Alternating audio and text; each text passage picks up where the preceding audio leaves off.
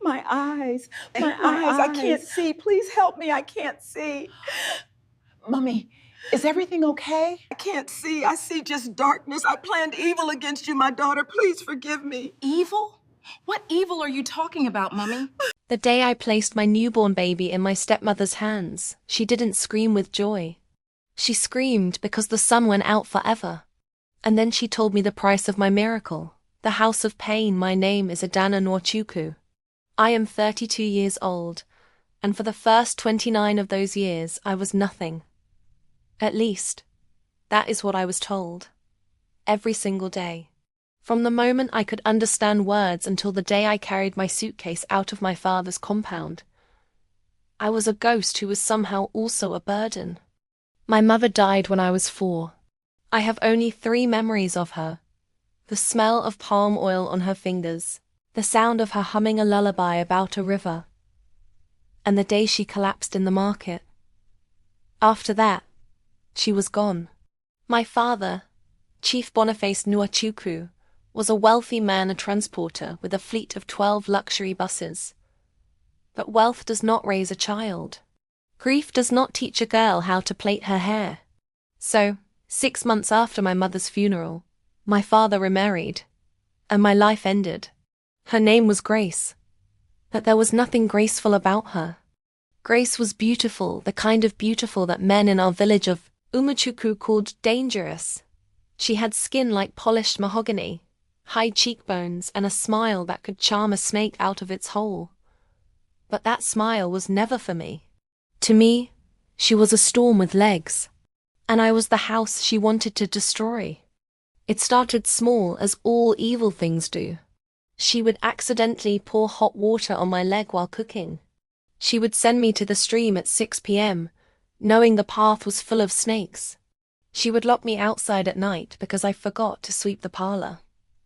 I was 4 years old. I could barely hold a broom. But the real weapon was her tongue. "Useless girl," she would say, her voice dripping with honeyed venom. "Look at you. Skinny like a lizard. You think you will ever amount to anything. Your mother was a fool, and you are a fool's daughter." By the time I was 7, I believed her. I believed that I was born to suffer. I believed that my only purpose was to fetch water, scrub floors, and receive curses. I did not know that a mother could love a child. I only knew that a stepmother could hate one. My father? He was a good man in the way that weak men are good. He avoided conflict. He traveled often for his business. When he was home, Grace would wrap herself around him like a python and whisper sweet nothings. If I tried to tell him what she did, she would cry. "Oh, my husband," she would wail. "This child hates me. She lies to turn you against me. Am I not the one cooking for her? Am I not the one washing her rags?" And my father, tired from the road, would sigh and tell me, "Adana, go and kneel down and apologize to your mother." She was not my mother. But I learned to kneel. I learned to say, "I am sorry for sins I did not commit." I learned to swallow my tears so quietly that even my pillow did not hear them. The barren years of childhood growing up in that house was like growing up in a grave that still had air.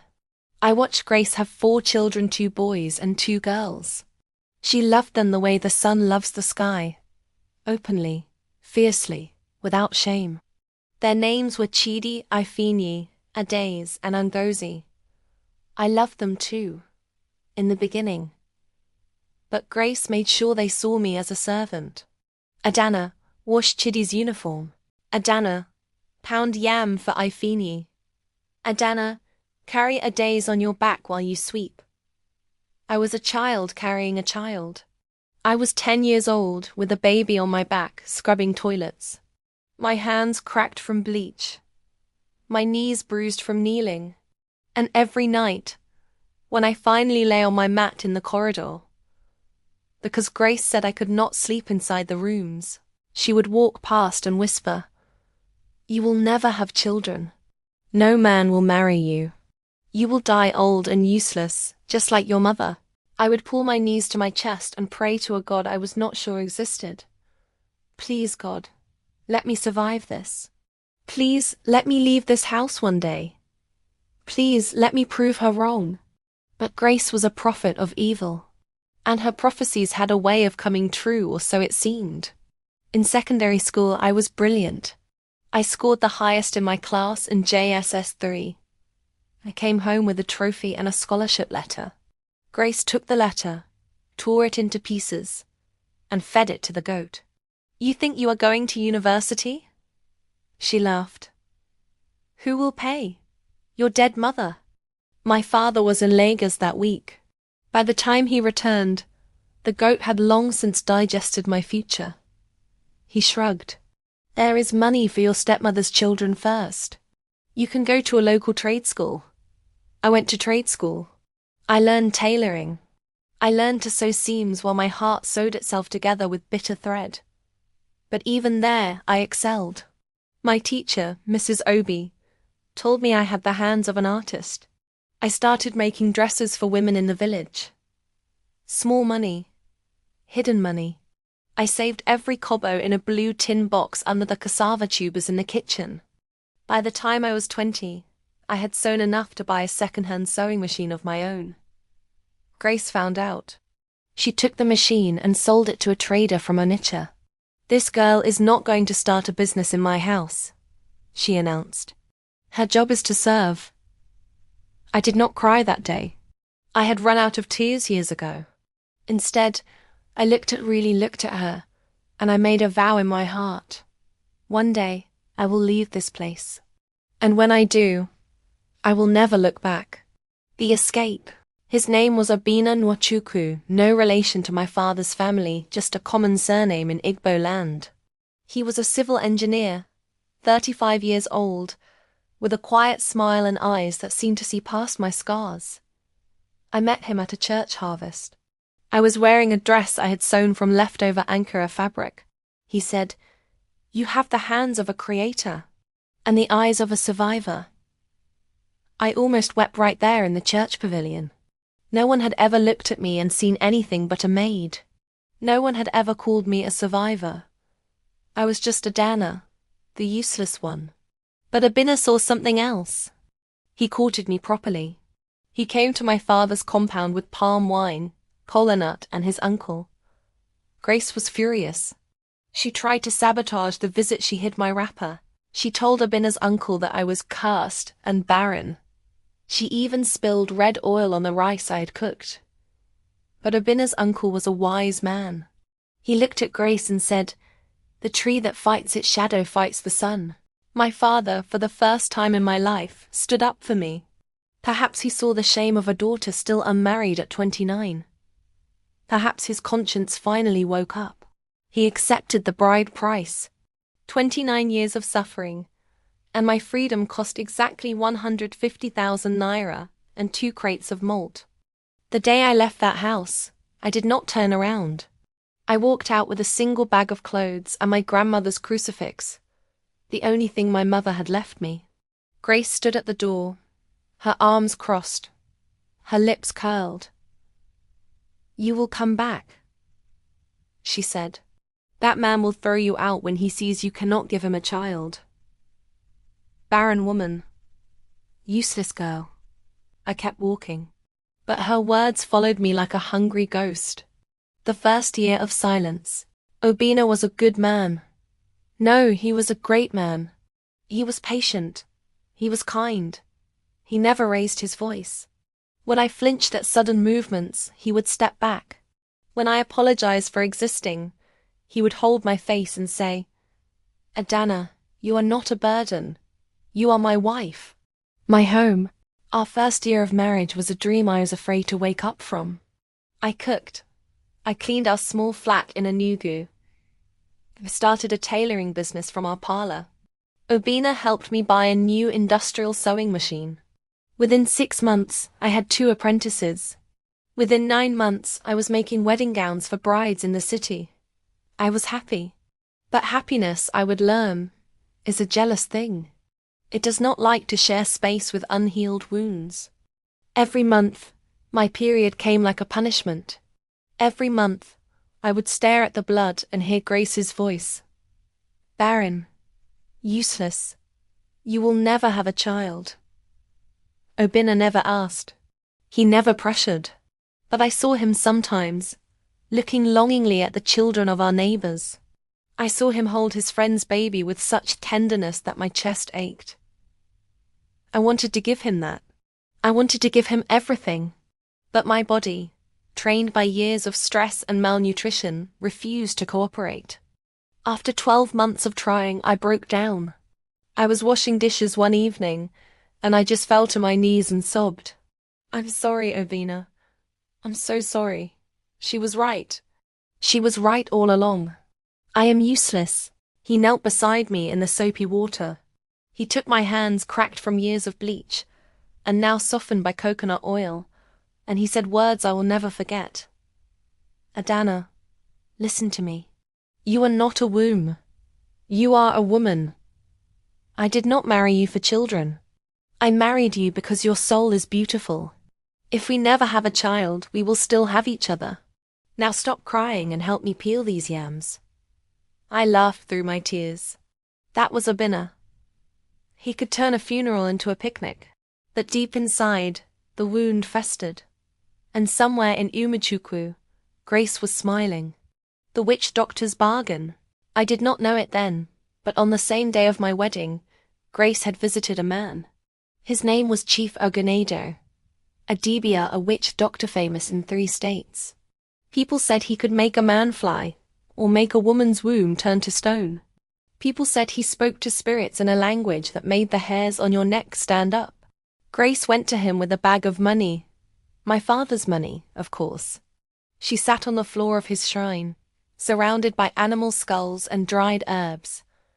And she made her request. I don't want her to ever give birth, she hissed. That girl, my stepdaughter, Adana, I want her womb to be a grave. Let her husband's family mock her. Let her be sent away in shame. Let her come crawling back to my compound so I can spit on her.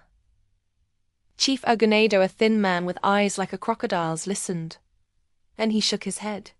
I cannot curse a womb that is not yet married, he said.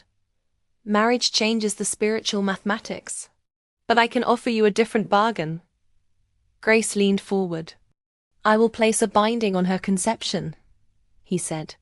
She will not conceive for 1 year. And when she does conceive, if she does, a child must not come into contact with you. You must not see the child. You must not touch the child. The moment you set eyes on that baby, your eyes will turn to darkness. You will be blind for the rest of your life. Grace hesitated. For a moment, just a moment, I like to think that something human flickered in her chest. Blindness? Was her hatred worth her sight? Then she remembered my face, my mother's face, the way my father had sighed with relief when he paid my bride price. And she nodded. Do it, she said. I don't care about my eyes. I just want her to suffer. Let her give birth in pain and let me never see it. That is my victory. The dibia performed the ritual. He buried a cowrie shell and a piece of my hair. Grace had kept it from a comb I had discarded years ago, in a clay pot. He chanted. He poured libation. He tied 7 red strings around a doll that bore my name. And the binding was done. For 1 year it worked perfectly. Every month my period came like a clock.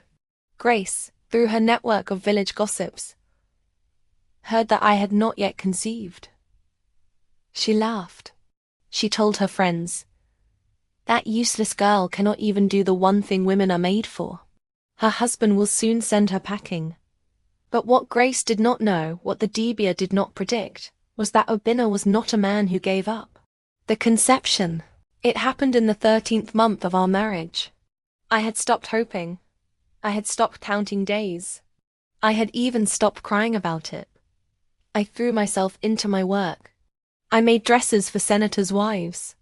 I opened a small shop in the Enugu main market. My apprentices called me Mama as a joke, because I mothered them so fiercely. Then one morning, I woke up and the smell of frying plantain made me vomit. Obinna heard me retching in the bathroom. He knocked gently. Adana, are you sick? It's nothing, I said. Probably the beans I ate last night. But the next morning, the same thing. And the next. By the fourth day, my apprentice Nikichi, a sharp girl of 19, handed me a pregnancy test she had bought from a pharmacy. Mama, just check. No harm. I laughed at her. I pushed the test away. But that night, while Obinna was sleeping, I peed on that stick with trembling hands. 2 lines. Pink and clear as a sunrise. I did not scream. I did not cry. I sat on the bathroom floor for an hour, staring at that stick, waiting for someone to tell me it was a joke. But no one came. The lines did not disappear. I woke Obinna up at 2 a.m.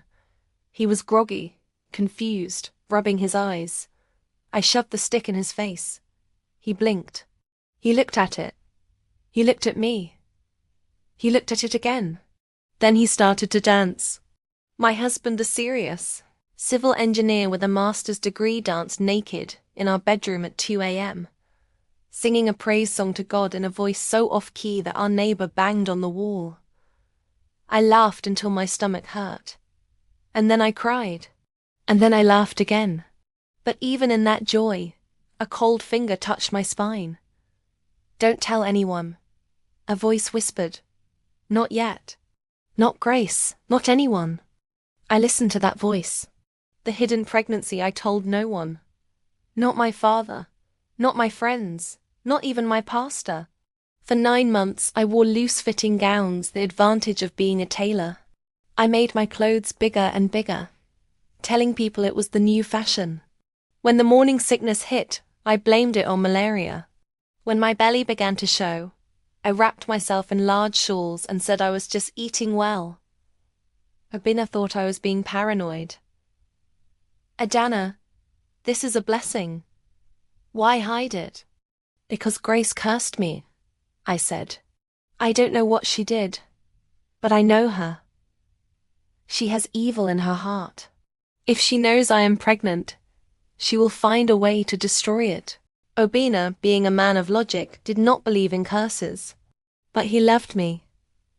So he played along. I gave birth in a private hospital in Enugu, with only Obinna and a midwife named Sister Teresa in the room. It was a long labor, 18 hours. I screamed. I cried. I prayed to my mother in heaven. And then, at 4:17 a.m. on a Tuesday, my daughter arrived. She was perfect. 10 fingers, 10 toes, a tuft of black hair.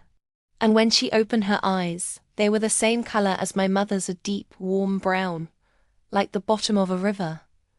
I named her Aluchi. God's work. For 2 weeks, I stayed in the hospital.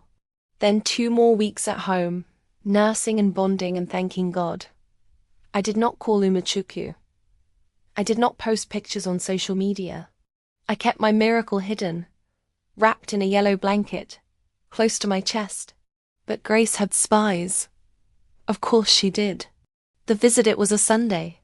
Obinna had gone to church to give our Thanksgiving, without me or the baby, under the guise that I was unwell. I was sitting in our living room, breastfeeding Aluchi, when I heard a knock. Not a normal knock. A heavy, insistent pounding, like the fist of a creditor. I opened the door, and there she was. Grace stood on my doorstep in a purple lace gown and a towering gel. She had grown fatter. Her face was still beautiful, but now it had a hardness, a permanent sneer etched into her cheeks. Behind her stood 2 of her church friends, women with sharp eyes and sharper tongues. So, Grace said, pushing past me into my house, you think you can hide from me? You think I don't know? My heart stopped. Aluchi stirred in my arms. Know what? I said, my voice steady even though my hands were shaking. That you gave birth, Grace spat, 2 weeks ago. A girl you did not tell me. You did not bring the child to your father. You are hiding her like a thief. Are you ashamed? Is she deformed? Is she? She is perfect, I said. And you are not welcome here. Grace laughed. It was the same cruel laugh I had heard since I was 4. Not welcome?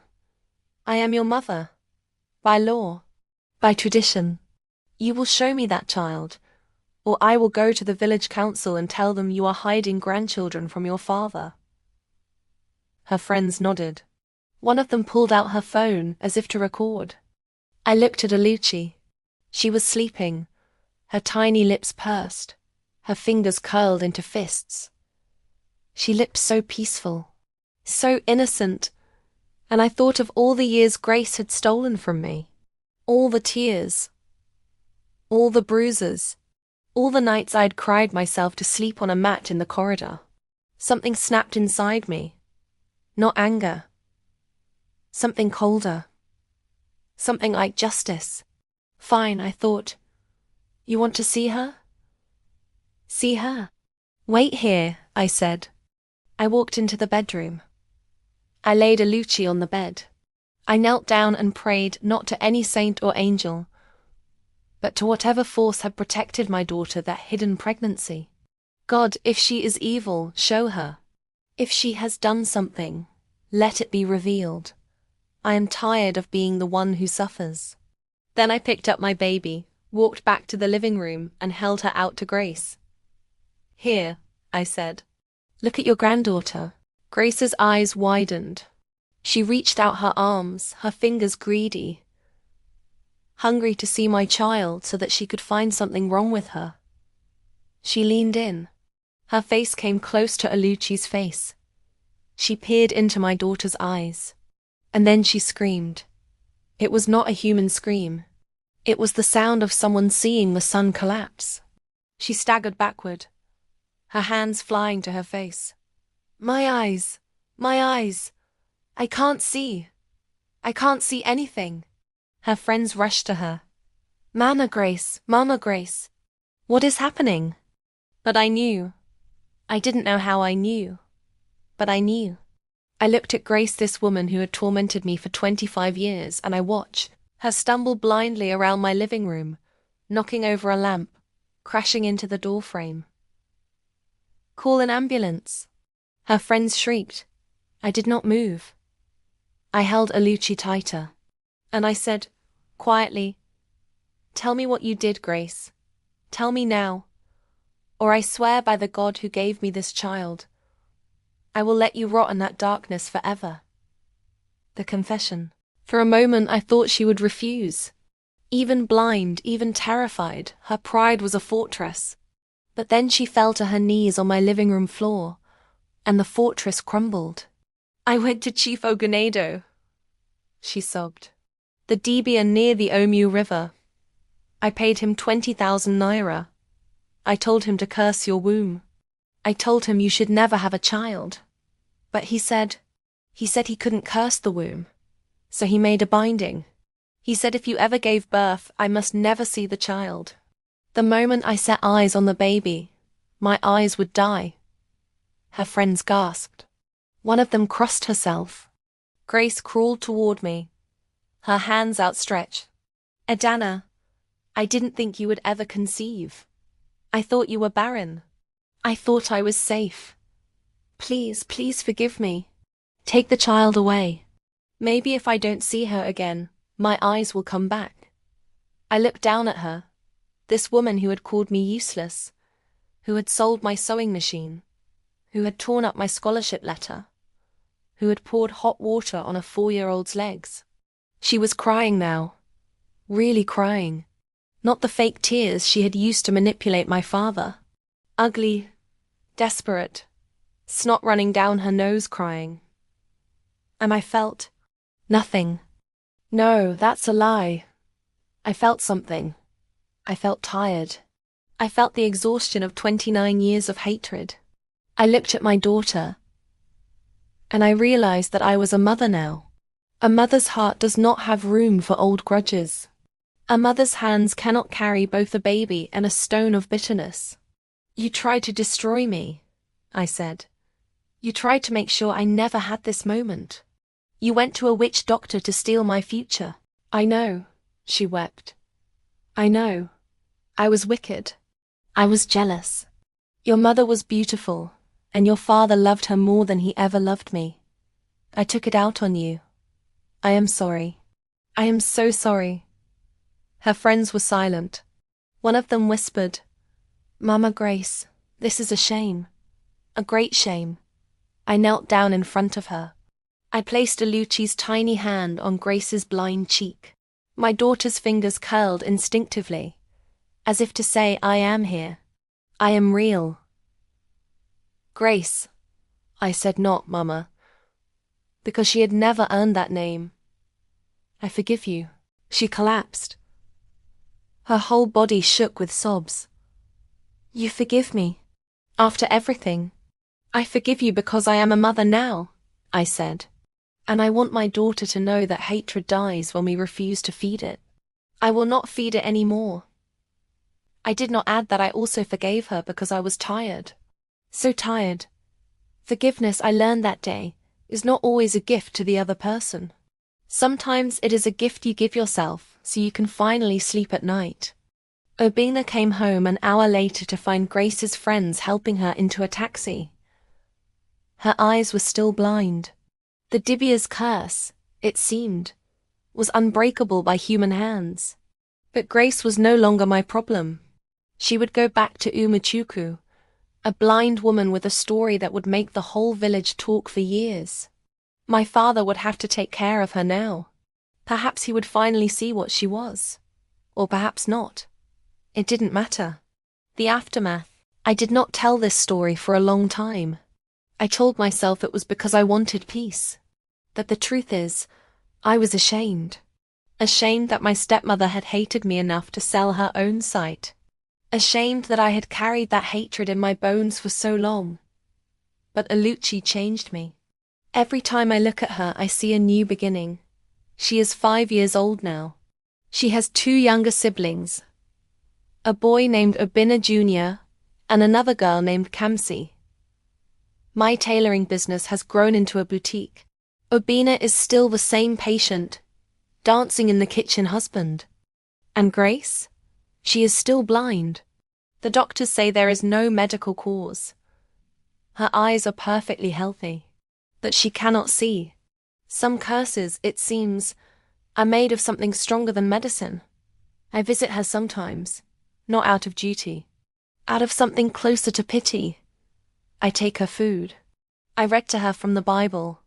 She always cries when I leave. She always says, "Adana, forgive me again." And I always say, "I already have. Now let me go and feed my children." Because that is the final victory, you see. Not that she went blind. Not that she confessed. The victory is that I am not her. I am not a woman who poisons the lives of children. I am a woman who builds, who sews, who loves. And every night, when I tuck Aluchi into bed, I tell her, "My daughter, you were born not just from my body, but from my freedom. The day I gave birth, your grandmother went blind. Not because of magic, because hatred cannot look upon love and survive."